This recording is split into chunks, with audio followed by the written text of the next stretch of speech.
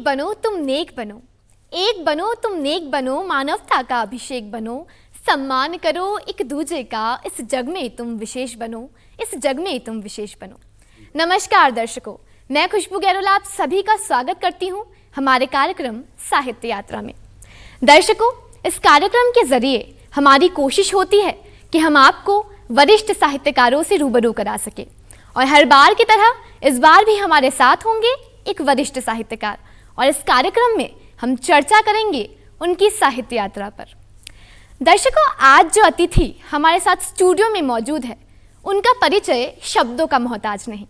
उन्होंने अपनी लेखनी के माध्यम से, अपने शब्दों के माध्यम से साहित्य के क्षेत्र में तो एक अलग पहचान बनाई ही है, साथ ही साथ हमारे दिलों को भी जीता है। इसी के साथ मैं स्वागत करना चाहूंगी हमारे आज के कार्यक्रम के अतिथि वरिष्ठ साहित्यकार त्रिभुवन गिरी महाराज जी का। त्रिभुवन जी, बहुत बहुत स्वागत है आपका हमारे कार्यक्रम में। वैसे तो हम आपकी साहित्य पर चर्चा करने वाले हैं पूरे कार्यक्रम में, पर सबसे पहले हम यही जानना चाहेंगे कि आपका जन्म कहाँ हुआ, आपने शिक्षा कहाँ से प्राप्त की, और उसके बाद आपका बचपन किस प्रकार बीता। मैं अल्मोड़ा से 20 किलोमीटर दूर करीब एक जगह होती है जिसका नाम है एंचोली। एंचोली, हाँ, एंचोली उस गांव का नाम है। तो एक कृषक परिवार में मेरा जन्म हुआ। हाँ जी। और हमारे जो पिताजी थे वो खुद नौकरी करते थे, और मुझे वहाँ से उठा करके वो अल्मोड़ा ले आए ताकि मैं कुछ लिख सकूं, पढ़ सकूं, ऐसा होता था जी। हाँ जी। हाँ, तो वैसे मैं ग्रामीण परिवेश में रहा हूँ। हाँ जी। और शायद वो आपको पता लगेगा कि मैं ग्रामीण परिवेश में कैसे रहा हूँ, किस हालतों में रहा हूँ, वो मेरी भावनाओं में व्यक्त होगा। लेकिन स्थिति प्रारंभ काल की यही रही। तो आप उसके बाद मतलब पहाड़ में आपका जन्म हुआ एक तरह से, उसके बाद फिर आप अल्मोड़ा आए। अल्मोड़ा तो आए। पहाड़ों का ही आपका परिवेश रहा आसपास। परिवेश पहाड़ों का ही रहा, तो लेकिन कैसे उसमें आपका भी बीता बचपन? क्या वहीं से आपको साहित्य में आगे बढ़ने के लिए कुछ प्रेरणा मिली, या फिर ऐसा भी नहीं कहा जाना चाहिए, कहा नहीं जा सकता, क्योंकि तब जी एक दिन का भी अवकाश मिलना तो हम सीधे गांव की ओर रेस लगाते थे, दौड़ जाते थे। मुझे गांव बहुत प्यारा लगता था, गांव अच्छा लगता था। आमा, दादी, बुआ, चाची, भाभी, ये जो लोग भी हैं वहाँ थे, इनका जो कठिन जीवन है वो मेरे दिमाग के अंदर बैठा करता था। उसके अलावा जब आते जाते थे हम मार्ग में गांव के रास्ते से, तो रास्ते भर में कई मकान ऐसे दिखाए जाते थे जिनकी छत झुकी होती थी, जिनकी खिड़कियां टूटी होती थी, जिनमें कोई जानवर नहीं बंधा होता था, और यहाँ तक कि वो जनशून्य होते थे। तो ये भी एक मन के अंदर एक लगता था कि देखो इतना बड़ा मकान है और फिर भी इसमें कोई रहता नहीं है, और इतने काम हैं गांव ग्रामीण क्षेत्र में, इनको करने के लिए क्या बोले चाची, दादी, यही लोग रह गए हैं, जितनी महिलाएं हैं। हाँ, महिलाएं हैं। तो महिला विमर्श पर फिर ज़्यादा ध्यान जाने लगा, या पहाड़ पर ज़्यादा ध्यान गया, पलायन पर ज़्यादा ध्यान गया, या महिला विमर्श पर ध्यान गया। तो यदि बात करें कि खास तौर पर जैसे कि साहित्य पर चर्चा करने वाले हैं, तो इस साहित्य यात्रा की शुरुआत किस प्रकार हुई? क्योंकि किसी भी क्षेत्र में जब आप आगे बढ़ते हो तो कहीं ना कहीं उसका जो आरंभ होता है वो बहुत महत्वपूर्ण कड़ी होता है। धन्यवाद, अच्छा सवाल है, शुक्रिया। एक चीज़ कहते हैं, हाँ जी, कन बिन को। अब इसका अर्थ बताऊंगा। अगर कांटा लग जाएगा कौ में तो वो का हो जाएगी, है नहीं है? तो उसके लिए जो हमारे ग्रामीण गुरुजी थे, हाँ जी, वो बताते थे कन बिन को, यानी कांटे के बगैर कौ कहा जाएगा और कांटा लगते ही वो का हो जाएगा। तो एक रिदमिक था उनका। हाँ जी, कन बिन को, कन दिन का, बेमत की, देने की, लड़ताले को, बड़ले को, एक लग के, दो लग कई, ऐसे इस ढंग से बताते थे। एक रिदम भी इनका होता है, जैसे बच्चे पढ़ते हैं तो पहाड़ पढ़ते हैं ना, दो एकम दो, दो दूना चार करके, वो एक रिदम तो होता ही है उसमें। हाँ जी। तो कुछ ये, और फिर ये जिस वर्ष हमारा चाइना से युद्ध हुआ, हाँ जी, तो उस समय चाइना के खिलाफ एक जहर सारे समाज में व्याप्त था, सब चाइना को गाली देते। बहुत पहले की बात कर रहा हूँ। हाँ, तो वहीं से लगभग मेरी ये कविता की यात्रा शुरू होती है। हाँ जी। तो क्या उस समय पर जो आपने आसपास देखा उसको आपने लिखा, इसलिए वहाँ से आपकी शुरुआत हुई साहित्य यात्रा की। वहाँ से शुरुआत हुई, लेकिन उसके बीच में जो चाइना का युद्ध आ गया, हाँ जी। होने लगा, तो वो भी एक कानों में पड़ता था कि ये चाइना ने ऐसा कर दिया, चाइना ने हमारे इतने हाँ आदमी जी। मार डाले। अक्सर वही बातें सुनते वही हैं। बातें होती थी, तो हाँ जी। उसके लिए गालियां मुंह से निकलती थी, गुस्सा एक तरह का। तो उस क्रोध जो गुस्से को था, आपने क्या शब्दों के माध्यम से आपने उसको पिरोया, उसको कह सकते हैं। उसको जैसे हमारे वहाँ पहाड़ में कहते हैं जगी हल्डवास खड़बड़े दून त्यार खापन, एक शब्द है। हाँ जी। जली हुई लकड़ी, चूल्हे में जो लकड़ी जल रही होती है, उसको निकाल करके मैं तेरे मुंह के अंदर जैसे ब्रश करते हैं ना, ऐसे ही कर दूंगा।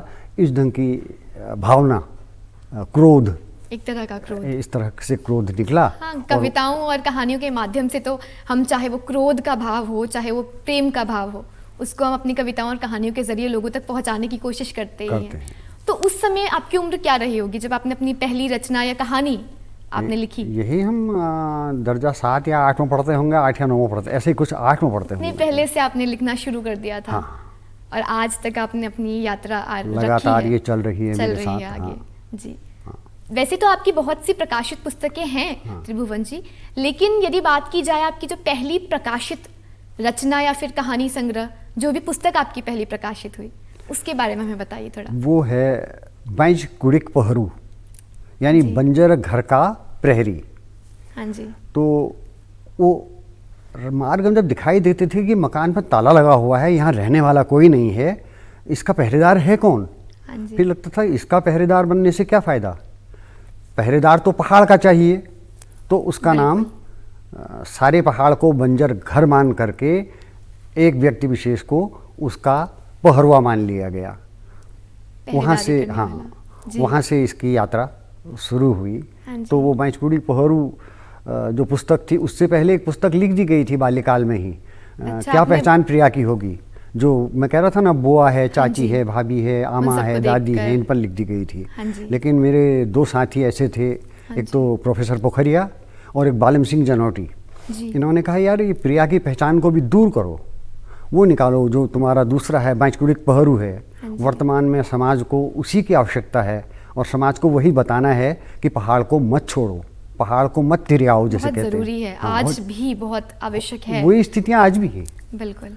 तो उनके कहने पर वो जो किताब है क्या पहचान प्रिया की होगी, वो पीछे कर दी हमने, और उसकी जगह में बंजर घर का प्रहरी बैंचकुड़िक पहरू जो था, वो हम लोगों ने प्रकाशित कर दिया। तो बहुत प्रेम मिला ही आपको उस पुस्तक के लिए। और उसके बाद आपकी बहुत सी अनेकों पुस्तकें आई हैं।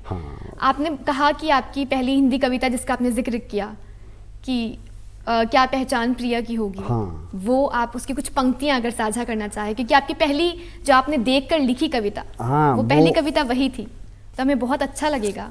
क्या पहचान प्रिया की होगी। तो इसके बारे में अगर मैं कहूँ, हाँ जी, कि गोबर माटी सने हुए पग, वाह, गोबर माटी सने हुए पग श्रम गंधा बिखराते होंगे, और भरी दोपहरी घाम चूटते, भरी दोपहरी घाम चूटते घर वन एक लगाते होंगे, और अर्धरात्रि तक निपट पिटी सी सब जिज्ञास समस्याओं से खटती होगी, तब छिलका जला। हाँ जी, असलियत आपने, हाँ, तब छिलका जला मरहम लीसे से अपने पैर टहलाती होगी, पैर फट जाते हैं, उनमें बीमारियाँ कैसी हो जाती हैं काम करते करते। हाँ, तो वो क्या करती हैं महिलाएं, वो गमला होता है लीसे का, हाँ जी, बिरोजे का, उसको लाती हैं और छिलका जलाती हैं, फिर उसमें डुबाती हैं, और उससे अपने जो चीरे पड़े रहते हैं पैरों में उनको बंद करती हैं। हाँ जी, तब वो दोबारा काम करने लायक होते हैं, सुबह काम करने लायक होते हैं। हाँ जी। तो ये परिस्थितियाँ स्वतः ही मैं समझता हूँ उसके दुख और दर्द के प्रति या उसके काम के प्रति आदमी को खींचती हैं। हाँ, और किसी को खींचे ना खींचे, मुझे तो खींच ले गई है, नहीं है, तो उस पर ध्यान ज़्यादा केंद्रित रहा। जैसे कह दूँ कि कहीं खेत में बकरी आकर सब उजाड़ खा जाती होगी, कहीं खेत में बकरी आकर सब उजाड़ खा जाती होगी, और घास भी ना, खूंटे पर भैंसी रह वहाँ रवाती होगी, और दूध चूल्हे में रखा आ उबाल बह जाता होगा, क्या जो पहले करूँ सोचकर वह चिंगान हो जाती होगी। चिंगान शब्द है ग्रस्त हो जाना, समस्याओं से परेशान हो जाना। हाँ, एक तो साथ सारी परेशानी, ये क्योंकि किया। सब कुछ महिला को देखना पड़ता है, उसको घर का भी करना है, सारा और काम उसी को गाँव में तो करना है। अक्सर आपके पास गायें या भैंस जो भी है उसका भी आपको देखना है, हाँ। बहुत से काम है। और उसके अलावा भी अमूमन पर्वतीय क्षेत्र जो है या तो जाने वालों से भरा हुआ है, हाँ या तो वो जी। फौज में जाएगा या कहीं मैदान में जा कर के दो रोटी रोजी के लिए काम करेगा। काम करेगा। तो वो उसको पहुंचाने के लिए सुबह सुबह अपने पति को छोड़ने के लिए वो सर में उसका जो किट है, किट बॉक्स वो जो होता है उसको रख करके वो आती है, और एक धार, दो धार, तीन धार, धारें जो हैं रास्तों की धारें हैं, हाँ जी। उनमें से होकर के जब वो जाता है हाँ तब जी। आदमी कहता है कि बना बटोही था जिस दिन में पहुंचाने आई थी झटपट। वाह। बना बटोही था जिस दिन में पहुंचाने आई थी झटपट, और उसके भरे नौल सी आँखियाँ बरस रही थी टप टप टप टप। वाह। दुख तो है, लेकिन जी। पति ने भी जाना है। अगर जाना पति नहीं जाता है तो घर में नमक और तेल की जो पूर्ति रोजी है रोटी के लिए, कमाने के लिए वो उसका कैसे जाना है, आवश्यक है। कैसे होगी। हाँ तो जी। बना बटो ही था जिस दिन में पहुंचाने आई थी झटपट, उसके भरे नौल सी आँखियाँ बरस रही थी टप टक टक टप टप, और अब तो सुबह सांझ दिन राती यह बाटुली लगती है घट घट। बाटुली का अर्थ समझती होंगी, हुचकियाँ, पति की याद में हिचकी आना। जी। तो इस ढंग से वो आगे की अपनी यात्रा करती रही। करती है। कविता हाँ तो जी। एक और उसमें अगर एक और कहो तो मैं जोड़ दूं हाँ जी, कि उसके स्वागत। खुशी के क्षण भी उसके जीवन में आते हैं। हाँ जी। इतना ही नहीं कि वो हमेशा दुखों में ही पली रहती है। हाँ जी। तो दुखों के बीच में सुख के क्षण मिलना तो वैसे बहुत कठिन है। तो वो कहता है कि गंगलोड़े कहता है ना, गंगा जी पर पड़ा हुआ गोल पत्थर। जी। हमारे वहाँ कुमाऊनी में उसको कहते हैं बहुत उत्सुक हूँ मैं जानने के लिए, हाँ। आपकी वो पंक्तियाँ आपने हाँ। एक बांध दी है हमें। गंगलोड़े पर बैठ नदी तट, गीत सलोना गाती होगी, और गाड़ के नदी के और गाड़ के मृदु पानी को पैरों से छलकाती होगी। जी। कुछ दिन में आएंगे प्रीतम, आस लगाए बैठी होगी। अब आप बताओ क्या बतलाऊं, क्या पहचान क्या प्रिया की पहचान है? प्रिया की, बहुत खूबसूरत। ऐसे में कौन है प्रिया? हाँ जी। ऐसे में प्रिया वो है जो पर्वतों का कठिन जीवन चला रही है। जी। आपने महिलाओं पे ये कविता लिखी अपनी, हाँ। क्या क्या वो कठिनाइयाँ अपने जीवन में कठिनाइयों का सामना करती है, मुश्किलों का सामना करती है। मुश्किलों का सामना और आपने बोला कि आप पहाड़ों पर और भी लिखते हैं, तो क्या इन्हीं पर आप लिखना पसंद करते हैं, या इसके अलावा कोई सामाजिक विषय है या उस पर भी आप लिखना पसंद करते वैसे हैं तो अपनी कविताओं और कहानियों में? कविता कहानी में बहुत सी चीज़ें लिखी जाती हैं, बहुत सी चीज़ें आती हैं। हाँ जी। ये तो मन है, जहाँ जो देखा उसकी ओर लालायित रहता है, और ये जो भी घट रहा है उसको हाँ जी। कैसे मैं बांधूं की एक इच्छा रहती है। तो उन दिनों हम लोगों के वहाँ ग्रामीण क्षेत्रों में भी देखिए जागर चलते हैं, हाँ जी। लोक कथाएँ चलती हैं, सब वो चलती हैं। जी। तो जितनी लोक गाथाएँ हैं, लगभग 13 लोक गाथाओं में मैंने 13 नाटकों की रचना करी, वाह। और ये नाटक हमेशा रामनगर में अपना स्थान प्राप्त करते रहे। वाह, हाँ। ये भी एक उपलब्धि ही है आपके फिर लिए। आखिरी में एक समय ऐसा आया हाँ जी। कि कुछ नाटकों का एक संग्रह बन गया। तो यही दीवा मैडम हैं, डॉक्टर दीवा मैडम, प्रोफेसर जी। दीवा मैडम, ये इन्होंने कहा कि आप इसका एक 5 किताबों का एक संग्रह क्यों नहीं निकालते हैं। तो जी। मैंने कहा अच्छा देखिए प्रयास करता हूँ। तो मैंने नाटक जी। 5 इनके सामने रख दिए, इन्होंने वो 5 नाटक सिलेक्ट किए और एक किताब आ गई। हाँ जी। एक सुरजू कुंवर एक नायक किताब है। आपकी प्रकाशित हुई उन 5 कहानियों के साथ, हाँ, 5 नाटकों के साथ। नाटकों के साथ। हाँ, तो वो प्रकाशित हो गई। और आप कुमाऊनी में तो लिखते हैं, हाँ। और हिंदी में भी आप लिखना पसंद करते हैं। हिंदी में भी लिखना और पसंद। ज्यादातर आप कुमाऊनी में ही लिखते हैं। ज़्यादातर कुमाऊनी को ही मैं महत्व देता हूँ, तो या मैं कुमाऊनी गढ़वाली में साहित्य भी के कुछ बारे थोड़ा में आप बहुत क्या कहना प्रयास करता हूँ। चाहेंगे? हैं? कुमाऊनी साहित्य के बारे में, उसकी दिशा दशा पे यदि हम बात करना चाहें। हाँ, क्योंकि कुमाऊनी आपने तो एक बोला जा सकता है कि एक साहित्यकार पे जिम्मेदारी भी होती है कि उसको अब कम से कम अपनी जो बोली जाने वाली भाषा है या बोली है उसको आगे वो ले जाए। आप कुमाऊनी साहित्य को आपने आगे ले जाने का काम किया है। हाँ, तो आपसे मैं मैं देखता जानना था, भी ये भी चाहूंगी। हमारे लिए एक समस्या रहती थी हाँ जी। कि हमने तो बचपन में आमा का या बूबू का जिसका भी माना, जिसका भी कुछ कहा सुना, वो जी। कुमाऊनी में होता था। हाँ जी। लेकिन वही आज हम देखते हैं जब गांव में जा कर के, तो माँ भी वो जो मम्मी यानी माँ नहीं रह गई, अब वो हिजाबी नहीं है, हाँ अब वो जी। मम्मी हो गई है। हाँ जी। और वो कहते हैं ना कि ऐसे एप्पल सब जाने हैं और से अमृत नहीं ना जाने हैं। वाह, तो ऐसे एप्पल कहना वो सिखा रही है उसको, वो सिखा रही हैं। सही। और से अमृत नहीं सिखा रही है। तो अपने आप ही आपकी जो बोली है जो आपकी भाषा है, लोक भाषा, वो जी उसने तो खोना ही खोना है। जी, खोती तो जा रही है। हाँ, खोते जा रही है। हाँ जी, आज इसीलिए इतने प्रयास हो रहे हैं कि इसको समेटो, इसको बचाओ, इसका संरक्षण करो करके, लेकिन ये हमारे मन में बाल्यकाल से। आपने कुमाऊनी में काफ़ी कुछ लिखा है, काफ़ी पुस्तकें हैं, तो उसके बारे में भी हमें बताइए, और उसकी कोई पंक्तियां अगर आप साझा करना चाहें तो वो भी हमें बेहद अच्छा लगेगा। अब वैसे तो कुमाऊनी में ही ज़्यादा लिखा है। हाँ जी, फिर एक भेंट नाम से बाल्यकाल से ही जितनी कविताएं लिखी थी, हाँ जी, वो एक मेरे मित्र ने वो सब इकट्ठा कर दी। उसको भेंट नाम से उसने, भेंट जिसे भेंट कहना है, भेंट हमारे वहाँ कहते हैं कुमाऊनी हाँ में, जी। भेंट नाम दे करके उसमें तमाम कविताएं लिख डाली, जी। जितनी कविताएं एकत्रित थी। तो उनमें से अगर कहें तो मैं एक लाइन सुनाऊं। स्वागत है। बगनी जा 100 गंगा, बगनी जा 100 गंगा, 100 छना हिमाला, डाना डाना में शक्ति और घट घट में झांसी वाला। वाह, बहुत बहुत नहीं, यो पितृभूमि मेरी, यो मातृभूमि मेरी, मेरी माँ भी यही है, मेरा पिता भी यही है नहीं है, जी। जहाँ ये सैकड़ों हिमालय जो हैं शोभायमान हो रहे हैं, और धार धार में जो इस माता भवानी का निवास है वो दिखाई देता है, और घाट घाट में शिव दिखाई देते हैं। जी, तो इस तरह इसी की तरह बहुत, से हाँ, आगे बढ़ती है। इस तरह यदि से- बात की जाए, वैसे तो आपकी बहुत लंबी साहित्य यात्रा रही है, पर इसकी उपलब्धियों का यदि जिक्र हो तो उसमें किन किन चीज़ों का जिक्र होगा, आपकी साहित्य यात्रा की उपलब्धियाँ? उपलब्धि तो मैं वैसे समझता हूँ कि मेरी सबसे बड़ी उपलब्धि तो यह है कि समाज ने उनको स्वीकार किया, चाहा, जी, और जो मैं चाहता था हाँ जी, कि कुमाऊनी और गढ़वाली का ह्रास हो रहा है, ये दिन पर दिन खत्म होती चली जा रही है, हाँ तो जी। मेरे लिखने से कुछ लोगों ने उसको पढ़ना जरूर शुरू किया, हाँ जी, और पढ़ करके उन पर अपने कमेंट भी किए। तो तब लगा कि हाँ, अभी सही इसकी राह और पर हूँ आवश्यकता, मैं। हाँ, मैं सही राह पर हूँ, और इनकी अभी समाज को बहुत ज़्यादा आवश्यकता है। आवश्यकता है। आज आप देख रही हैं कि तमाम सारा समाज जो है, अभी मैं देख रहा हूँ वहाँ 3 किताबें निकल रही हैं, 3 पत्रिकाएं निकल रही हैं। एक पिथौरागढ़ से निकलती है, हाँ जी। आदल कुशल, और एक हल्द्वानी से निकल रही है, कुमगढ़, एक अल्मोड़ा से निकल रही है, पहरू। ये क्या कह रही हैं? ये भी तो वही रोना रो रही हैं जिस रोने को लेकर के मुझे इतनी रचनाएं करनी पड़ी या लिखना पड़ा, या मेरा मन उधर ही ओर चला गया। ये तीनों पुस्तकें वही काम कर रही हैं।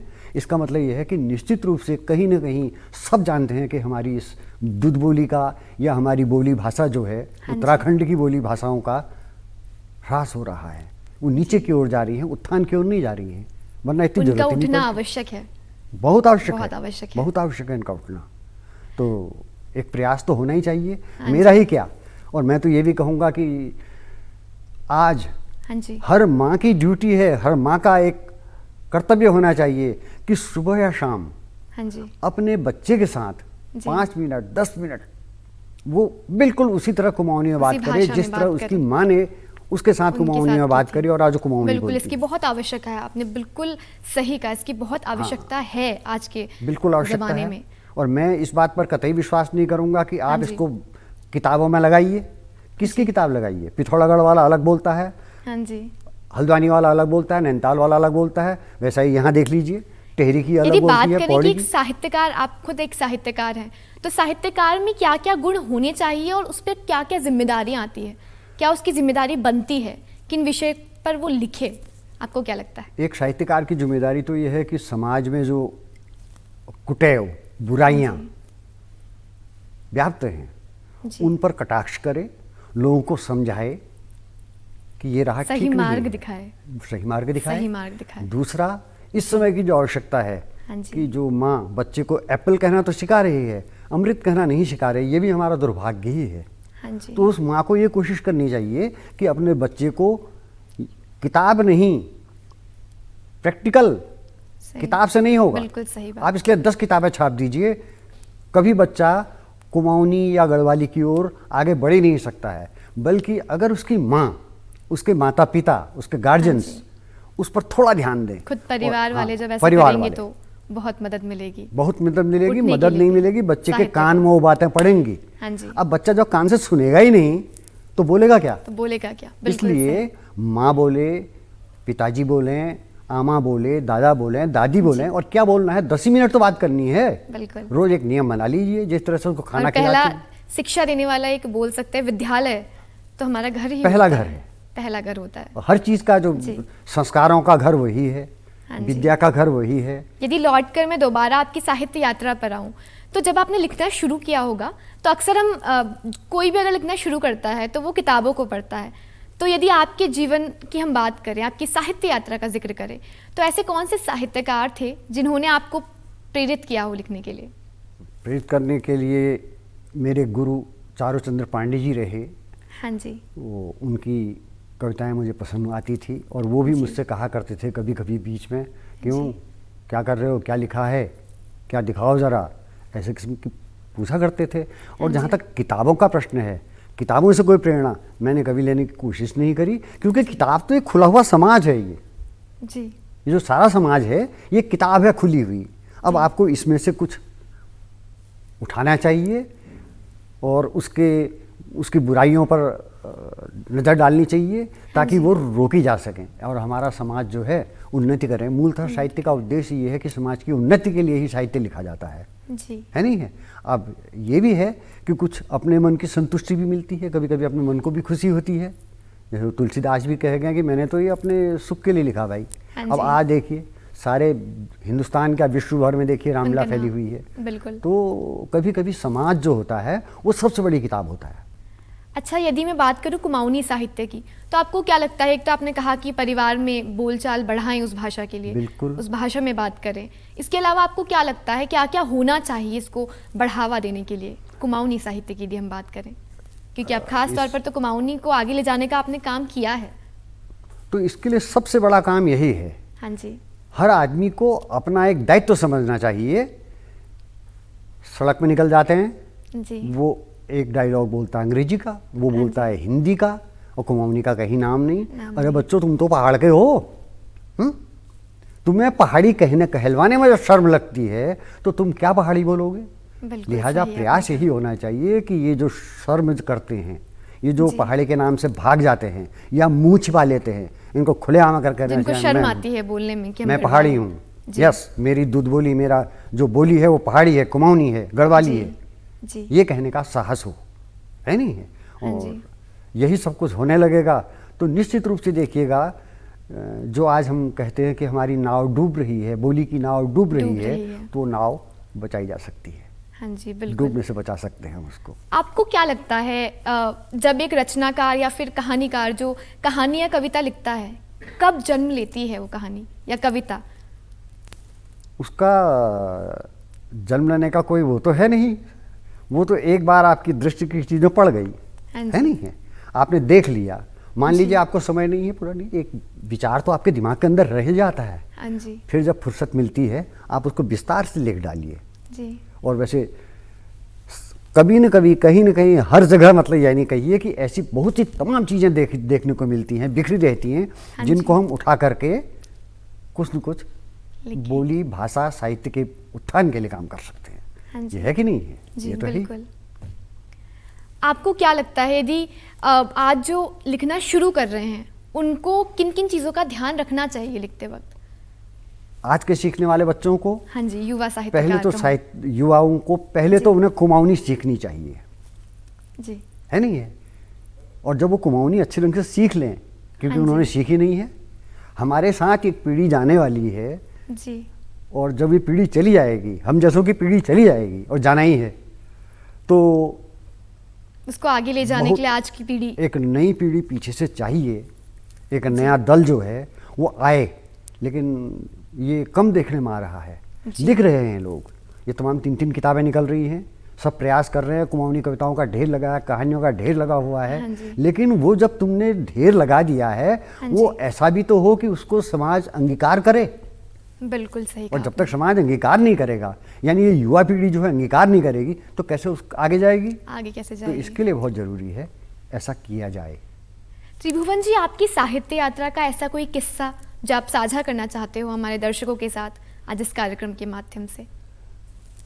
हाँ, दर्शकों के साथ तो साझा होनी चाहिए हर बात, हाँ जी, बिल्कुल। क्योंकि ये जो भी हम कह रहे हैं ये सब उन्हीं के लिए कह रहे हैं। हाँ जी। तो मैं तो समाज से एक ही हाथ जोड़ करके विनती उन माताओं से करता हूँ जो अपने बच्चे को टाई पहनाती हैं, पहनाएं ज़रूर, उनका बच्चा टाई भी पहने, जर्मन सीखे, इंग्लिश सीखे, चांद में जाए, दुनिया में उसका नाम हो, लेकिन एक बात माँ ज़रूर करे कि स्कूल जाते समय बाय बाय, टाटा, ये अच्छी बात नहीं है जी। उससे और भी तो कुछ कहा जा सकता है कि हमारी माता नहीं कहती थी, वो तो कहती जया रे भली का जया, हैं बाटवन झगड़धन करिया, स्कूल जया, पढ़िया लिखिया।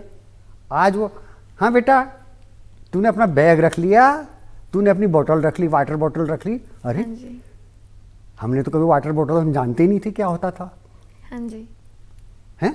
तो अगर ये काम, इस काम की जिम्मेवारी कवि से ज़्यादा अगर कोई किसी के पास है और वो सफल हो सकती है तो वो केवल माँ ईजा, मम्मी नहीं कराएगी। मम्मी तो वही कहेगी फिर अपना हाँ जी। सूझ, वही है ना कि Socks। कोई भाषा तब तक जिंदा रहती है जब तक हम उसको जिंदा रखेंगे। बिल्कुल। हम उसको जिंदा रखने के लिए जो सबसे बड़ी किताब है उसका प्रयोग ही नहीं करते, उस किताब का पन्ना ही नहीं खोलते हाँ हैं। जी। वो है हमारी जिह्वा, जिसको हम बिल्कुल। जानते हैं। हाँ जी। तो मेरे तो एक ही निवेदन है इन माताओं से, इन बहनों से, जिनके बच्चे स्कूल जाते हैं, कम से कम परिवार में ही एक माहौल उनको दिया जाए दिया बच्चों को, जाए। खास तौर पर आज की पीढ़ी को। आप केवल 10 मिनट का समय छांटिए, हाँ जी। ज़्यादा जाने की ज़रूरत नहीं है। 10 मिनट में ही उनसे घर, छोटी छोटी चीज़ें, घरों में कितनी चीज़ें होती हैं, हाँ जी। है नहीं। वो कभी नहीं कहेगा मैं तो इसको किताब कह दूंगा, मेरे ज़माने में तो पोथी कहा जाता था, जी। किताब वो तो बुक कहती है। जी। इन्हीं छोटी छोटी चीज़ों से इन छोटी छोटी चीज़ों बहुत को मायने मिस कर रहे रखती हैं हैं ये। बिल्कुल। बहुत मायने रखती हैं। तो बच्चे से अगर इस ढंग से बातें कही जाएंगी तो हाँ मैं जी। समझता हूँ उसके कान में पड़ेगी आवाज़। हाँ जी। और जब तक कान में आवाज़ नहीं पड़ती तब तक वो सीख नहीं तब तक सकता कोई उससे। सीख नहीं सकता। बिल्कुल। किताबों से क्या होगा, एक किताब छाप लीजिए आप, यही इन्होंने कुछ सब्जेक्ट लागू, वो किताबें लागू की हैं, जी। लेकिन क्या होगा, क्या उसको वास्तव में टेहरी वाला पौड़ी वाला समझ जाएगा, टेहरी की बात को पौड़ी वाला समझ जाएगा, या पिथौरागढ़ वाले की बात को अल्मोड़ा वाला समझ जाएगा? सवाल ही नहीं है। बिल्कुल सही। वो अलग बोलता है, सही ये चीज़ अलग पकड़ी बोलते आपने। हैं। जी। तो लिहाजा जैसी भी बोलते हैं ये तभी जीवित रहनी है जब इसको हम व्यवहार में लावें। बात करेंगे। व्यवहार में नहीं लाएंगे तो जी। खत्म हो जाएगी। और वैसे तो बहुत सी चर्चा हमने साहित्य यात्रा पर करी, तो आखिर में अगर मैं ये जानना चाहूँ कि इस कार्यक्रम के माध्यम से आपका एक सुझाव क्या होगा युवा पीढ़ी के लिए, तो वो क्या होगा? युवा पीढ़ी ने पहले वैसे तो पूरा कार्यक्रम ही सभी के लिए था, हाँ। साहित्य प्रेमियों के लिए था, पर एक पंक्ति में यदि एक सुझाव, तो वो क्या हो? युवा पीढ़ी ने सबसे पहले तो इस शर्म को त्याग देना चाहिए कि वो अपने जी। आप को पहाड़ी समझे। हाँ जी। वो अपने को पहाड़ी समझता ही नहीं है। जो अपने को पहाड़ी कहने में शर्म आता है वो पहाड़ी क्यों बोलेगा, जी। है नहीं। तो इसलिए उनको अपने आप को पहाड़ी समझना पड़ेगा और पहाड़ी में थोड़ा बहुत बोलना पड़ेगा, ताकि वे तो सयाने हैं, बड़े हैं, इसी माध्यम बच्चों से पर भी हमारी बोली, हमारी लोक भाषा, लोक चाहे वो भाषा गढ़वाली है, कुमाऊनी है, वो तब जिंदा जीवित रह रहेगी, सकती है। तब वो जीवित बहुत रहेगी। बहुत शुक्रिया आपका कि आप आए और आपने कार्यक्रम की शोभा बढ़ाई। मैं उम्मीद करती हूँ दर्शकों को भी ये कार्यक्रम बहुत पसंद आया होगा। बहुत बहुत धन्यवाद आने के लिए आपका। धन्यवाद। दोस्तों, मैं उम्मीद करती हूँ कि आपको ये कार्यक्रम बेहद पसंद आया होगा और याद रखिएगा वो सुझाव जो हमारे आज के अतिथि ने आप सभी के साथ साझा किया है। यदि अपनी लोक भाषा को, चाहे वो गढ़वाली हो या कुमाऊनी, उसको जिंदा रखना है तो उसको अपने परिवार में एक ऐसा परिवेश अपने बच्चों को दीजिए कि वो सीख पाए अपनी लोक भाषा और हम अपनी लोक भाषा को जिंदा रख पाए। फिर मुलाकात होगी साहित्य यात्रा की एक नई कड़ी के साथ। तब तक रखिए ख्याल। नमस्कार।